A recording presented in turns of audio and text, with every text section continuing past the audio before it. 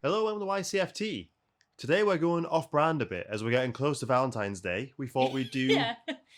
a chick flick.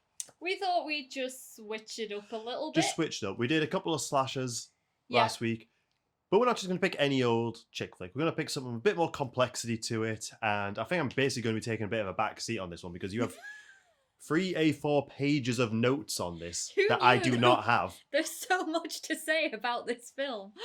But yeah, we are talking about 10 Things I Hate About You today. Which came out in 1999, so the Yes. back end of the 90s. Yep. I watched this film in English in high school. Really? I actually watched this film in school. It kind of makes sense. I guess, sixth form. considering. Yeah. Obviously, it's... Go on. Take the lead. Take the lead. Okay. Take lead. Page 1 of the A4 notes. So, 10 Things I Hate About You. It is released in 1999, so obviously the very end of the decade. Budget 13 million. I'll talk about what it grossed at the end of the video. It's directed by a guy called Gil Younger, who, I'm going to be honest, I haven't seen like anything else he's ever done. No, and this was his first feature. First film for a lot of the key people involved. It's written by 2 brilliant female writers called Karen McCullough and Kirsten Kiwi Smith. It's their first film. They went on to do a lot of classic films like Legally Blonde, She's the Man, and The House Bunny that came out a little bit later as well. I love The House Bunny. House Bunny's great, but their focus is like very, female-centric movies. Yeah. And it is based off Shakespeare's The Taming of the Shrew, one of his more problematic of plays. Yeah, it kind of fixes a lot of problems within the play, I think. It does. But it's also based off a poem, isn't it? It is based off a poem. Oh, God, yeah. So one of the writers, Karen McCullough, when she and Kirsten, because they're best friends in real life as well as writing partners, they talk about how they want to make a rom-com and a teen film, because, like, it was kind of what they knew. They thought, let's stick to what we know when it comes to writing our first film.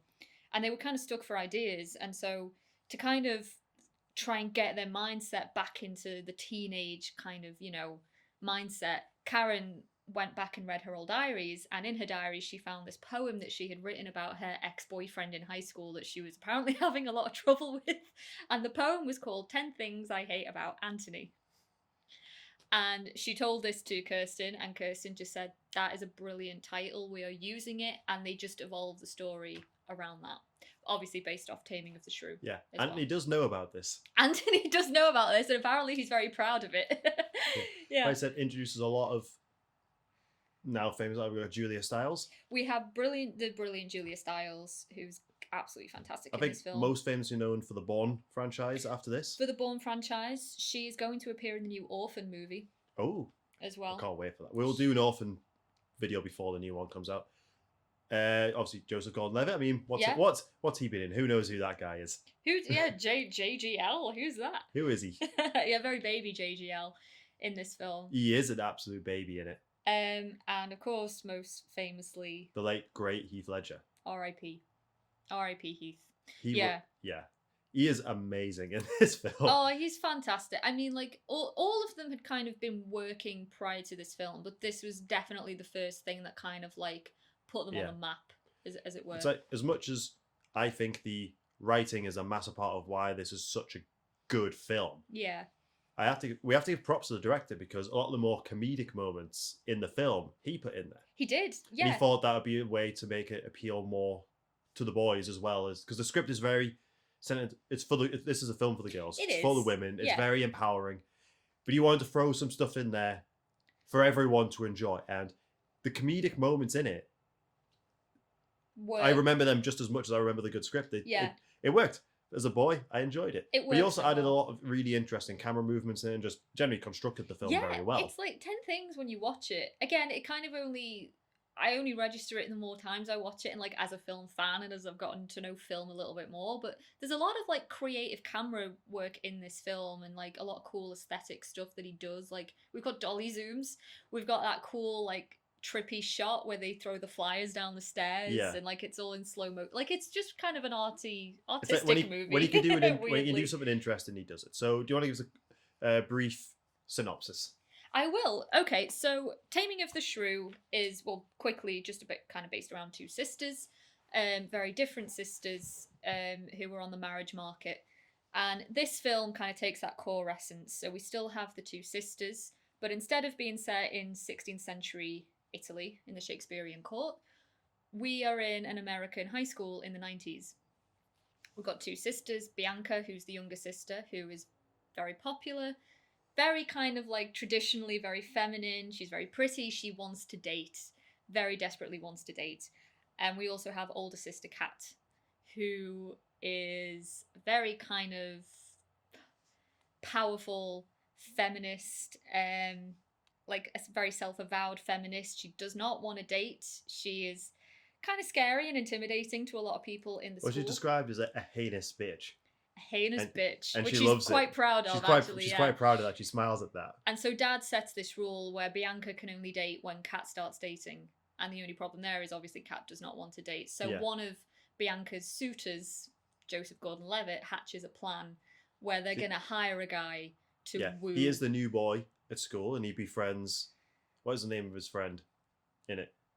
It's Bernard from the Santa Claus. It is, yeah. So Joseph Gordon-Levitt becomes friends with David Krumholtz, whose character's called Michael in this film, and they hatch a plan where they're going to hire bad boy Heath Ledger to woo the shrew. Yeah, but they realise that they have to bring the pretty boy. Who's got lots of money into the fold, who also wants to date Bianca. He also wants to date Bianca. Yeah. So Michael gets him to pay Heath Ledger's Patrick to date Julia Stiles' cat, so that he could date Bianca. But he says it's just so that he'll basically say hi to Michael and he can be popular through association. When really they're just using him. They are just completely using him. Yeah. Yeah. It's very kind of convoluted. It's a very convoluted plot, but it works. It works, and also, you know, again, talking about Shakespeare, like Shakespeare's comedies they're very kind of high concept, like lots of weird physical comedy stuff in there. So it is very Shakespearean. Yeah. There's a lot with Patrick, especially. There's a lot of the big point of his character is a lot of mystery around him. Yeah, really, he's a bit of a tough guy, he's a bit of an odd guy, but he's just quiet, but it's not like he doesn't have friends. So people have just, because he's fairly new himself, they've just kind of made up stories about him, so they've kind of made themselves afraid of him. I love this thing that it does in this film, like the rumours that circulate around certain characters. Like he's known as the bad boy, and people have projected a lot of like rumours and fantasies onto him. Like he disappeared for a year and no one knows why, and so there's rumours he was in prison. There's rumours that he sold his liver for a pack of cigarettes. Yeah, there's rumours that he might have been in the porn industry. Like no one knows, but everyone's kind of scared. But no one's asked him. No one's also asked him. He's big. He looks tough. He smokes. Yeah, he looks tough. He looks tough, and so it's what he just doesn't care what people's opinions is, so he's just never corrected them. No, he's kind of like leaned into the rumours. He doesn't bother correcting them, but he also doesn't like really care that much at the same time. He doesn't care enough to try and change them. And Kat herself, you know, has kind of got this bad reputation in the school. People are scared of her. Even the teachers don't really have a lot of time for her. Her English teacher is incredible. Love him. I love this guy. And who calls her out on a lot of her shit. He does call her out on it, but he also doesn't give her a lot. He doesn't give her a lot of time either. No, he just keeps telling her to leave. He raps Shakespeare. In faith, I do not love thee with mine eyes, for there thee 1,000 errors note. But 'tis my heart that loves what they despise, who in despite of you is pleased to dote. Yeah, he does. Can we talk briefly about this film? Was also a bit of a commentary on chick flicks and American high schools at the time, because there's a lot of stuff to do with cliques in this. And we have a sequence walk through introducing all the clips. So like, for sure. You have the nerds, you have the cool people, the jocks, you have people that love coffee. Yeah, the coffee kids. Stay away from them. They're very jittery. Very jittery. And my favourite part of this is the cowboys. It's the cowboys. Well, we have the white rastas as well. And oh, God. The black English teacher does call yeah. He does call them out. I think that makes it kind of, it does age well because they get called out about it within the film. Yeah. But we have the cowboys. And they're, like, we're talking about big belt buckles. They're lassoing the garbage can. They have the hats. Later on, we see them literally eating beans out of the tin. And when they're at a party, using a vase as a spittoon. They're so ridiculous, but they're only ever in the background. They are. And that's genius. I love it. It's shown how ridiculous cliques can be. Oh, absolutely. Yeah. I mean, like, you actually made a good point, actually, when we were watching it. You made a really good point, because you said it was a very self-aware rom-com. Mm. And this, again, 99, it comes a few years after Scream. Yeah. You know, one of the first self-aware horrors that there ever was. So self-awareness was kind of big in the 90s. Yeah. As well as Shakespeare films. Also very big in the 90s. That kind of has an interesting trajectory as well. Yeah. But yeah, it's like, it's almost this sort of outrageous comedy element that we see in 10 Things. Yeah. It's like it goes a little bit overboard sometimes, and it is a bit ridiculous. Yeah. It's like the way the teachers refer to, it's like when Joseph Gordon-Levitt's in the Miss Perky's office, who's amazing. Played by the great Alison Janney. Yeah. And she's like, oh, it's the exact same as other schools, you know, mud gets thrown against phones, you know, idiots with shits for brains everywhere, and swears back, and he's like, am I even in the right class? That is the first sign that this isn't a normal school. It's not a normal school. The teachers aren't normal, the students aren't normal. No, you have this like very merry band of misfits and oddballs. Can I say, one of the strangest scenes in this movie, it involves Michael. Go on. When he nearly gets run over and he drives his bike over, but this high school is like a palace. So it's very fairy tale. Yeah. There's a lot of reference to fairy tale type stuff in this. Yes, there is. And he crashes it, and they overdubbed it with "My balls." Oh, my balls! My balls. It's so, there's no "oh my balls." It's just "my balls." My balls. It's so weird. Do you know, like, there's a fun little weird story connected to that as well. That scene. So obviously, again, going back to physical comedy, that scene was not in the original script. Gil Younger, the director, thought, no, we've got to do something funny here. Like, again, a scene for the guys. Like, let's do a motorcycle stunt. David Krumholtz, who plays Michael, could not ride a bike in real life. He never was taught how to ride a bike. And so he had to, before he could do a lot of the stunt work, he had to be taught how to ride a conventional bike with stabilizers on and everything before they could do that scene. I love it. Because there is some darker stuff in the film that was cut. I feel like could have been for time, but I also feel like it might have mashed with some of the more comedic elements. I think might have gave the film a bit of an unbalance. Bit of a darker edge to it. It's to do with Kat's friend who's obsessed with Shakespeare. Yes. So Kat has the one and only friend that Kat has in this film, Mandela. She is obsessed with Shakespeare. She kind of lives and breathes Shakespeare. And it turns out she doesn't really have a huge part in the film, but it turns out she was in a lot of the deleted scenes. But her character is revealed in the deleted scenes to be kind of severely depressed and is so obsessed with Shakespeare, she actually wants to die to be with Shakespeare. Yeah, there's a scene about starving herself, isn't there? There's a scene she wants to starve herself so she can kind of die to be with Shakespeare, and they even allude to the fact that she has tried to kill herself in the past. Yeah. That was cut. That was when you look at the scenes, they are, of what we have been able to see, there's some really good scenes, but they would also pretty ahead of the time for the 90s. I think this film is, like, all round is kind of ahead of the time. But I think obviously it's a very serious topic, but it would have also completely matched with the tone of the film. Yeah, it would have. If they hadn't included the more comedic elements, I think that scene would have worked. But that choice to make it more of a comedy means it would have stood out so much. Yeah, I think as well it would probably be a good call in hindsight, because it does seem like when those references come up, they were still kind of dealt in a comedic way. Yeah. And I don't know even, we'll talk a little bit about this, like how 10 Things is very dated in some ways, but if you made that today, you could not handle that subject matter in a comedic way. No. I don't think that would wash. So it was kind of maybe a good decision to, to cut absolutely. that stuff. Patrick starts trying to woo Kat, and it doesn't work. It doesn't work. It turns out it's actually bloody difficult to do. He tries a couple of lines, it doesn't work, so he actually has to try. They have to do reconnaissance. He has to change. Yeah. He doesn't change a lot about himself. Just simple things like he'll stop smoking, he'll try a couple... Because he does go to an all-girls club. He does, against his better judgment. In green leather pants. Green leather pants. Very 90s. Heath Ledger in green leather pants. If that's not an incentive to watch this film, and that's what is, guys? I think that's the point when he actually started liking her, when he actually saw her having fun. I agree. That's the first sincere time, I think, where he sees her dancing with her friend at this club. Like, he smiles to himself. Yeah. And I think that is the first time he's like, the mistake is that he took the money to do this. Yes. And he takes money again later in the film. But throughout the story, he does come to really like her. I asked you this when we were watching it recently again as well, but the first time he approaches Kat and he, makes his first move, she obviously rejects him. Is that just because Kat is Kat and she's just so immune to people's charms? Or is Patrick just genuinely, really bad at dating? I think it's a bit of both. Yeah. Yeah, because it's not even referred to that he's dated that many people. It's not really. Not since moving to this area. You just kind of assume because he's a bad guy, he's obviously good looking, he smokes, he's got confidence about him. Turns out he's actually not great at this whole dating thing. Yeah. He doesn't know girls. Yeah, so they have to do reconnaissance, and I really like that whole bit. And he does adjust, and the more time they spend together, the more he comes to like her. But inevitably, things will go wrong. Oh yeah, they do. Because of the premise of the film, things have to go wrong. Things have to go wrong, yeah. And Kat is kind of suspicious of him as well.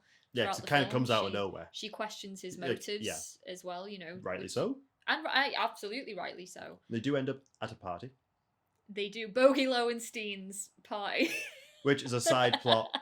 Michael was in their clique and he got kicked out. The yuppie group, and he wants a bit of revenge on Bogey for kicking Michael out of the yuppie group. So they create a party to move their own plot on. The party scene is great, and Julia Stiles' drunken dance is so much fun. She had choreography lessons for that, and that scene apparently got her Save the Last Dance. Really? Yeah, the director of that film saw her in 10 Things and was like, hire that girl, please. Dancing to Biggie. She is awesome. It is Biggie Biggie's, Smalls, yeah. Hypnotized by Biggie Smalls. But it's also, a really good scene in the movie. Wench is drunk and they open up and they have their nice little moments. It's the first emotional talk they actually have. Yeah, Patrick doesn't drink at all throughout this party because he wants to try and keep an eye on Kat. She does start drinking because she's upset with her sister. And in the end, he kind of takes her outside and they have their first genuine little heart to heart. Yeah, she goes in for the kiss. On the way back, she goes in for the kiss and he says no. I don't think he handles the situation very well. He was in the right not to kiss her because she was smashed. She was clearly very drunk. But the way he put it across, she's opened up for the first time here, and then to her it looks like he's rejected it. It's such a huge moment because that's probably the first time in a very long time she has allowed herself to be vulnerable with a boy. She's actually opened up. She's confided in this guy, and he's rejected her. He's only said no because she is clearly very drunk and probably smells of vomit as well. Yeah. But again, it goes back to this thing of he doesn't really know how to be around girls. So it kind of comes across that he's just not that interested. Yeah. So she hates his gut. She's hurt by that. Yeah. Yeah. You did the right thing. It was the right thing. It just obviously came But it leads to the best scene in the movie. He has an attempt at trying to get back in there, but it doesn't work. He has to fall on the sword. He has to put himself on the altar of embarrassment. Sweet love, renew thy force. What is the song that he sings? So the song he ends up singing that serenades on the bleachers in front of, the entire school. The entire school is... Whilst getting chased by security. Can't Take My Eyes Off You by Frankie Valli. Did he choose the song? He did. Right, so I just kind of tell a quick story about this. Okay, so in the script, it was not specified what song they wanted to use. It just said he serenades her.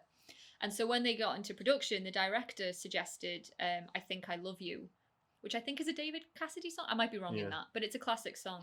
Turns out that was used in Scream 2 in a similar serenading sequence. So that was axed.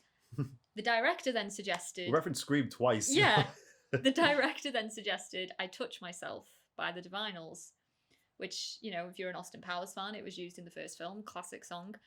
And don't think it would have worked. It was seriously considered. And apparently Heath even started having, rehearsals for that song, I Touch Myself. And whether it was Heath, whether it was the producers, whoever, they decided it was perhaps a bit too sexual for the film. Yeah. And so Heath, in the end, it was him that suggested, look, I know it's a bit cheesy, but what about a classic, Can't Take My Eyes Off You? It was Heath that said, it needs to be a romantic song. Oh, it's the best scene in the entire film. It's so good. It shouldn't work, but it does. How does he pull that off? I mean, it's a musical sequence in a non-musical film. It shouldn't work.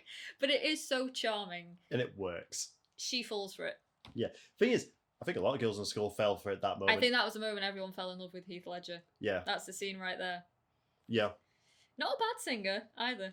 No, he sings with confidence, and that's enough to do it. I could never see him putting out an album.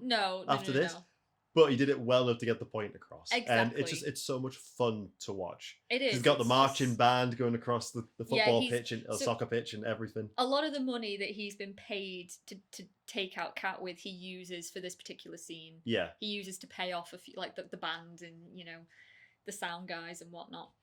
So yeah, he ends up in detention. She whisks him out of detention, which I think is probably one of the most problematic scenes in the film. Yeah, because she flashes a teacher to get him out. She flashes a teacher to distract him enough so Heath can escape out the window. Yeah. Apparently Julia Stiles didn't like doing that scene, and it was rewritten actually to kind of suit her worries. Which is good. It's good that they made it more comfortable. I wonder what it was like originally, but I think even now... I wonder if they initially had it as a bit of a flirty scene with her and the teacher. Her and the teacher. Yeah, it's one of those scenes where it's like, you wouldn't probably do that today. No. I don't think you could include that. She's either getting expelled after that, or the teacher's getting fired. Yeah, because there was a lot of witnesses. There's a lot of witnesses, yeah. So anyway, they then go off on another little date together. Paintball date. They go paintballing, guys. All right. We do not have this type of paintballing in the UK. You can't get bags of balls of paint to throw at each other. Here, it's done with guns, and it hurts. And it fucking hurts. But it was the birth of the paintball date. Yeah, 500 Days of Summer created the IKEA date. 10 Things I Stand By created the paintballing date. And it's very cute. Oh, it's hot. It is hot. Because they ultimately ends where he kind of just rugby tackles her to the ground, which looks like it hurt, and then he kisses her. Yeah. They have their first kiss, which is very, very... It's fun, but it's also very romantic. It's very sexy. And yeah, again, she kind of allows herself to be vulnerable around this guy. Yeah. Again. They then have a fight when he asks her out to the prom. Yeah, because again, she still doesn't trust his motivations. She still doesn't trust him. Rightly so. He's kind of lying through his teeth. Yeah. He makes a lot of immoral decisions, Patrick, in this film. Like, ultimately he is a good guy. He makes some mistakes. He makes a lot of mistakes. During all this, he is also important, because Cameron, Joseph Gordon-Levitt, almost gives up on the whole thing because Bianca wants the pretty boy. She wants Joey, the absolute dickhead. He's played incredibly. By Andrew Keegan, and he is fantastic, yeah. And he gives him a pep talk of, look, do you like the girl? Is she worth it? I thought she was. He basically says, look, if you want it, go for it. Go for it, yeah. And Bianca, personally, I think she's one of the least interesting characters in this film.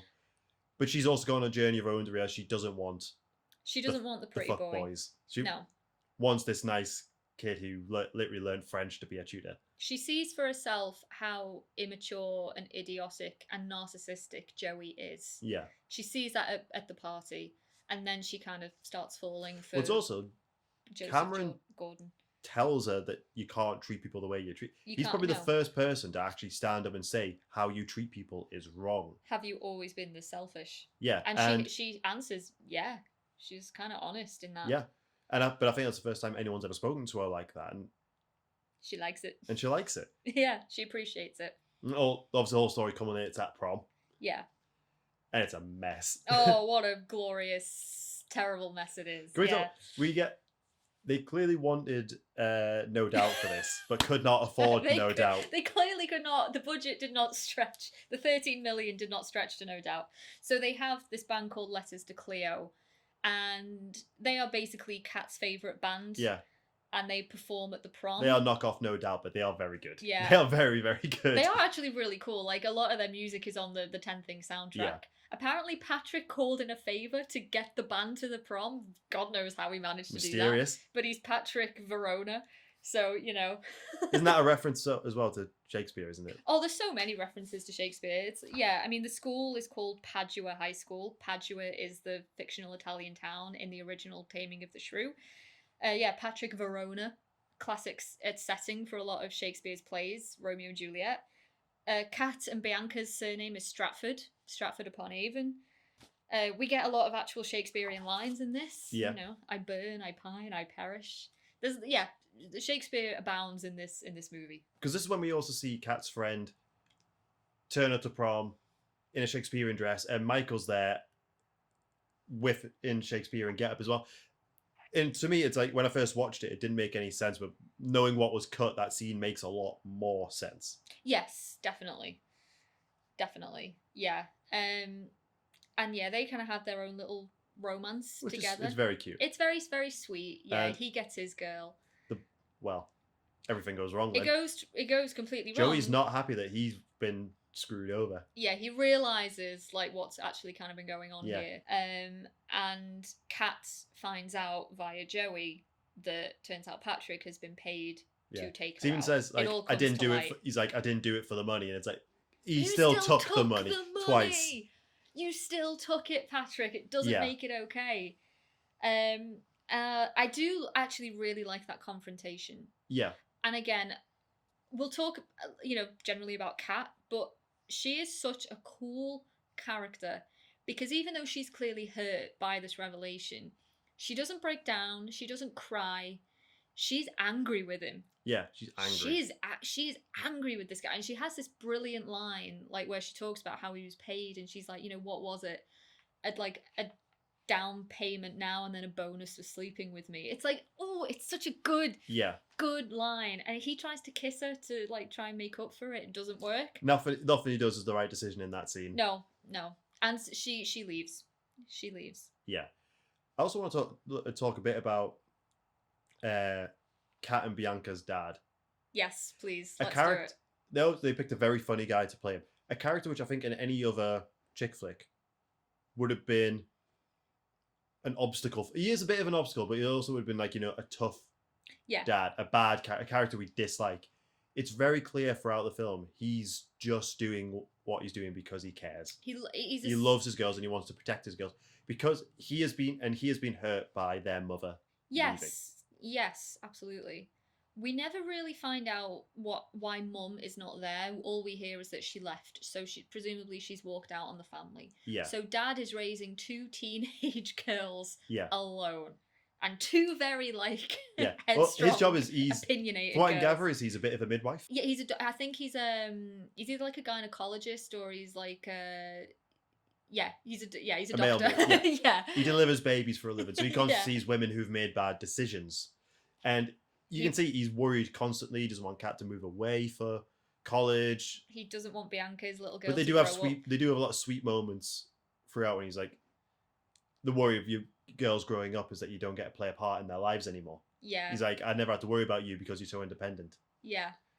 And it's sweet. A character which really easy could have just been a dislikable father figure. He's trying his best. So wonderful, and he is very extreme. Yeah. He has this fake pregnancy belly that he makes Bianca wear before she goes to the prom, so she can think about her actions, think about consequences to your actions. The only other time the mother leaving is kind of referenced is in the sonnet that they had to write a sonnet for English. For English class. And after prom, she does one, which she writes a poem. This is page 3 of my notes, poem. I have a whole page dedicated to this poem. Do you want to take 4 or can I? You go on. No, go on. It's at first time you watch it, you very much think because Patrick is in the class, it feels like it's aimed at him. But when we watched it, it also felt like a lot of it was aimed at a mother. I like to think that it is. This has not been confirmed. Because a lot of the reason Kat is the way she is. Because not give it away. Her mum left, so she acted out, made bad decisions, which led to who she is now. Her core character started when mum left. Yeah.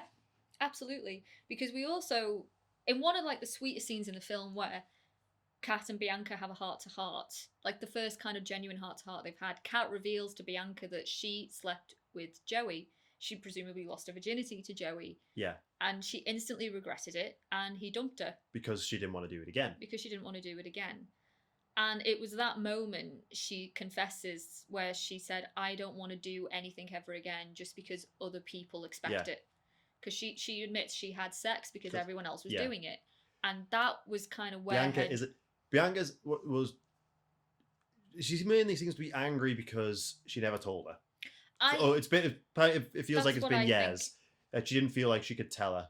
That's what I think. I think Bianca's upset for a lot of different reasons. The fact that she's so sheltered by her sister and her dad that they never allow her to experience things for herself.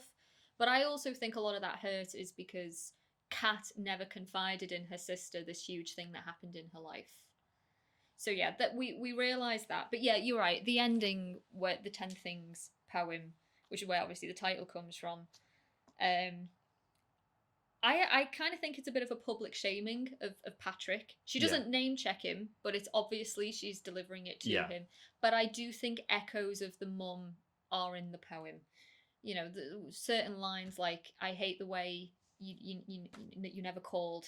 Yeah. You know, I hate the way you lie, and you know, all this stuff. Like, it's aimed at Patrick, but I think there are like moments where she's acknowledging her mum there and the hurt that she feels. And she does break down during it. She does. Because you said Heath originally had a stronger reaction in the scene, but he said, no, this is her scene. So the reading of the poem, turns out it's really weird how you say poem. Poem? It's just poem. Poem. What? How am I saying it? Poem. Poem. Poem. Poem. I'm scared. Debate for another day. But all the way through, I'm just like, what? What?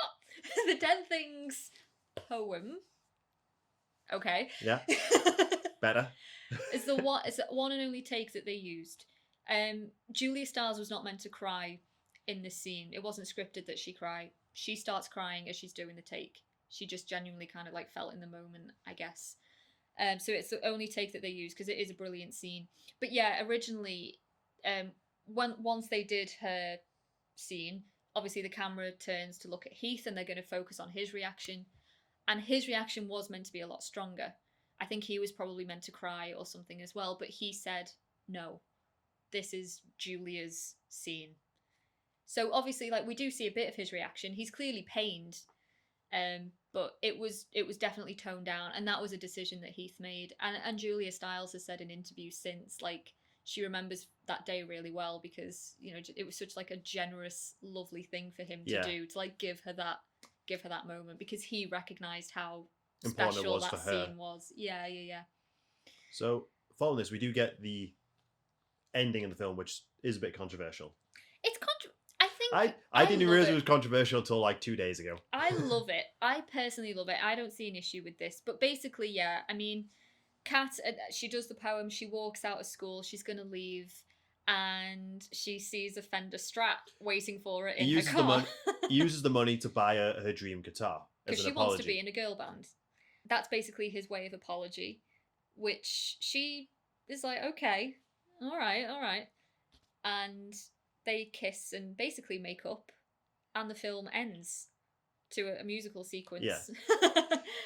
But yeah, people... Of Letters for Cleo playing on the top of the school, which is really cool. It's using the chopper. But yeah, people seem to take issue with the fact that they think that Kat forgives him maybe a little bit too easily. I think she likes him enough to give him another chance. It's that line is that you can't just buy him a guitar every time you mess up. No. I do like the line of it was always drums or bass and maybe one day a tambourine. Tambourine, meaning I'm going to screw up loads of times, but I'm going to try. I see that as I'm human, I'm going to mess up, but I'm not going to give up. I think she sees that as what we have is special. I want to at least give it another chance. Yeah. Here's why the ending works for me, personally. Kat, at the end of the film, she at never any point compromises her feminist ideals. She is not tamed. She is not Taming of the Shrew. She is not tamed. She's opened up a bit, but she is the same character she is at the beginning of the film. Yeah, all the way through this. She doesn't compromise. She's been her own person. Yeah. And she is a very big personality. She is not just a vessel for Patrick's evolution. Like, she is her own person. They don't change who each other are. They don't change each other's essential personalities. But people don't like that it seems almost by a forgiveness. And it's like, I think the guitar itself is more of a token. But it's also like, because at no point does he ever talk to her about the guitar. He just noticed, there's a scene where they walk into a shop, she's playing it, she's got headphones on. She doesn't know he's behind because he goes to speak and he walks away. So she doesn't like realize that he knows about this guitar, how much it means to her. He's just taken note of it. Yeah, which to her means like, this guy really does know me. Yeah. Even though it was actually, he just saw it while he was lurking. He's been stalking while. And yeah, I personally don't have a problem with it. I don't either. I think the connection is strong enough that she wants to at least see also, what will happen. Who's to say that just because she kisses him, she forgives him? Oh, I think he's in for a rocky road. I think he's got a lot of groveling to do. Yeah, absolutely. But I think that's why it works, because she never compromises who she is. She, as you say, she's not tamed, and Patrick at no point wants to tame her. No. He is genuinely fallen for everything she is, everything she stands for. And that's why I think it works. He falls for this strong woman. Yeah. This woman that doesn't deal with his bullshit. No. Essentially, it's like... Yeah, they call each other out on a lot of their shit. Yeah. And I think that's why it's a nice partnership. They still have a long way to go, I think. Oh, yeah. But that's the same with it's the same with any relationship. That's like, people are complicated. And also, let's not forget, in the film, she gets accepted to Sarah Lawrence, an East Coast school. So presumably she's going to have to leave. It's like, is he going to follow her? Are they going to try and make it long distance? Like, who knows what happens at the end? They might literally just want it to be like Grease and they've got the summer left. They've got, maybe it's just you never know. You never know. But should we wrap this up? I just want to also quickly. Have you made it through 3 pages of notes yet? Just about. I just want to say, like, in many ways, this is a dated film. It's very 90s. Everything from the fashion to the soundtrack, like a lot, like the lack of technology in this film. It is a very 1999 film. The reason I love this, beyond any other kind of chick flick, teen film, rom-com, is a lot of teen films now, I think generally are quite dark in nature. Like, they have that kind of edgy tone to it and, all that stuff. 10 Things is just kind of unabashedly, outrageously wacky. Yeah, it's just plain fun. It's just its own thing. And it does have like that kind of fairy tale quality. Heath he's effortlessly charming. He is. The story is... It's more complex than your average chick flick. Not too complex that people aren't going to understand what's going on. But it gives it more depth, more fun. There are stakes throughout because people are going to get hurt. Yeah. It's just this weird, wonderful, wacky film. Yeah. A very strange setup. And it was, a jumping board for a lot of really good actors. It was, and dated it maybe sometimes, but it's still a brilliant film. Yeah, it's a film for the ladies with nothing there for the men to enjoy as well. Like I watch this film at least once a year. It's a really good film. I want to watch it again. It's a comfort movie of mine. It never gets boring. I love these characters. Even if you had a shit time at high school, this is a high school you want to be at. You want to be friends with these characters. I want to be in the Cowboys. You want to be... You don't like beans. I can lasso. You don't want to be in the White Rastas? No, I don't want to be in the White Rastas. I like their shirts, but that's about as far as it goes. So, are we done? We're done. We're done. 3 pages of notes done? Just about. Are you sure? Just about, yeah. Are you sure? There's nothing itching away that you want to say? Oh, I don't think so. No, it's too much pressure. No. We barely even touched on like Bianca or Cameron, but they are the least interesting part of this. This is what I mean. There's so much to say about this film. They're great character. Like Cameron especially is a great character because he puts this all in motion. But Kat and Patrick are the centre point of this film. Yeah. That is what's going to draw you in. I do just one quick thing. If this film was remade today, it would be a very different film. It'd be a very cynical film. It would be. I think like Joey, for instance, who is basically the villain, they'd make him a bit darker and edgier. I think they'd make him a bit aggressive. I think he'd be more of a threat. Yeah. Whereas, back in the 90s... He's a bit of a joke. You could just get away with the fact that he's just a dumb fucking idiot. Chick flicks kind of changed a bit after this film, I believe. So do you know what the box office was for it? So yeah, it did well. It grossed $60.4 million. And has obviously made a lot more money since then, I imagine. I think the film, unfortunately, kind of really took off again once Heath passed away. Yeah. They still do reunions, don't they? And they all talk about how very fondly of him. It's a shame because I tried finding interviews with Heath where he talks about the film, but it's not a film he ever really got asked about that much. But yeah, I'd like to think because he jumped into a lot of roles after. I mean, his career just it speaks for itself. But yeah, I'd like to think that if he was still around, he'd be at the reunions and he'd be talking about his time on this film. Yeah, because apparently he was always proud of it. I like to think he's proud of every film he works on. Yeah. Yeah. So he was because he was asked to play Spider-Man. And he said no. He was Raimi's first choice. He said no. It was Raimi's first choice, and he said no. Because he didn't want to do a superhero film, strangely. Weird how that works out. Weird how that works out. It's weird what Christopher Nolan can convince you to do. Yeah. I mean, so he was very picky about the roles that he did, even early on in his career. Very early on, yeah. Yeah. But, so I like to think he was proud of everything he did. Yeah. And, you know, like we said, this film kind of rounds up the Shakespearean adaptations that we got in the 90s. Yeah. But it's one of the best. It is. So, yeah, happy Valentine's Day. Happy Valentine's Day, guys. I don't think we're going to talk about many chick flicks. It's a bit off-brand for us. This was off-brand. We just wanted to do something a little bit different with one of our favourite films. Yeah. That is not horror. Yeah. Yeah. We'll be back to talking about films about people getting cut up and mutilated. Yeah. Next week. Next week. Ciao.